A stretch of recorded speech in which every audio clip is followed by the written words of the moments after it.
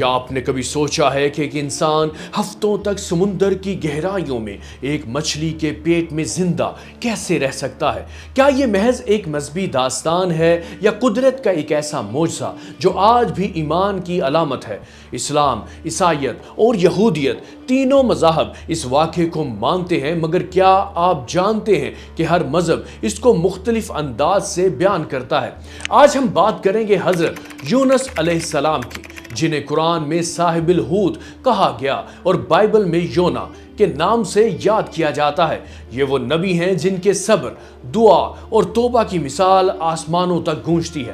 قرآن مجید میں حضرت یونس علیہ السلام کا ذکر 6 سورتوں میں آتا ہے: النساء، الانعام، یونس، الصافات، الانبیاء اور القلم، جہاں انہیں کبھی یونس، کبھی ذوالنون اور کبھی صاحب الحوت یعنی مچھلی والا کہا گیا۔ مفسرین کے مطابق حضرت یونس کا زمانہ حضرت عیسیٰ علیہ السلام سے صدیوں پہلے کا ہے۔ اگرچہ وہ اسرائیلی نبی تھے، مگر اللہ نے انہیں عراق کے علاقے نینوا، موجودہ موصل کے قریب کی قوم کی طرف بھیجا، 1 لاکھ سے زائد آبادی والا شہر جو بت پرستی میں ڈوبا ہوا تھا۔ حضرت یونس نے برسوں ان کو توحید کی دعوت دی، مگر جب قوم نے بات نہ مانی تو وہ غصے میں وہاں سے نکل گئے۔ یہی وہ لمحہ تھا جہاں ان کی آزمائش شروع ہوئی۔ وہ ایک کشتی پر سوار ہوئے، طوفان آیا، کرہ ڈالا گیا اور کرہ انہی کے نام نکلا۔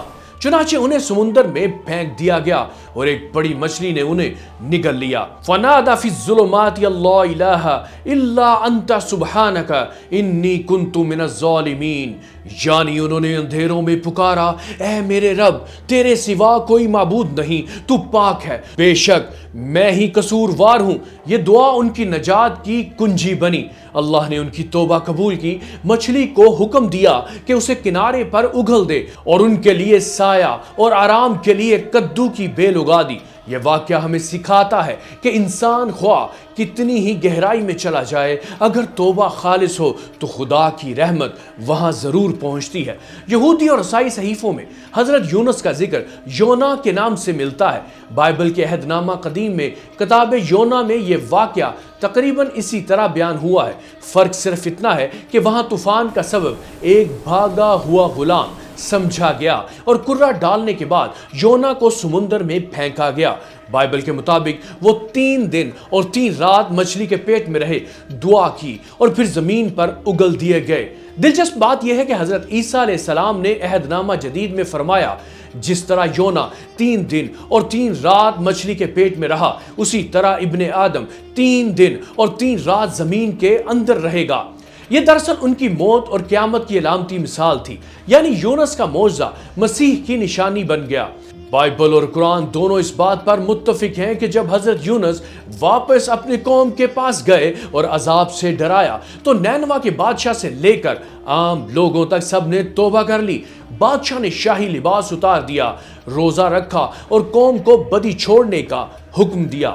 نتیجتاً اللہ نے ان پر سے عذاب ٹال دیا اور یہ دنیا کی واحد قوم بنی جو اپنے نبی کی زندگی میں توبہ کر کے اجتماعی نجات پانے میں کامیاب ہوئی۔ کچھ دیگر قدیم مذاہب مثلا سامری اور ایزادی روایات میں بھی مچھلی کے پیٹ میں قید ہونے والا نبی ایک روحانی علامت کے طور پر مانا جاتا ہے۔ یونانی افسانوں میں بھی سمندری دیوتا کے ذریعے کسی انسان کا نگلے جانا اور پھر زندگی پانا دراصل یونس کے قصے کی بازگشت سمجھا جاتا ہے۔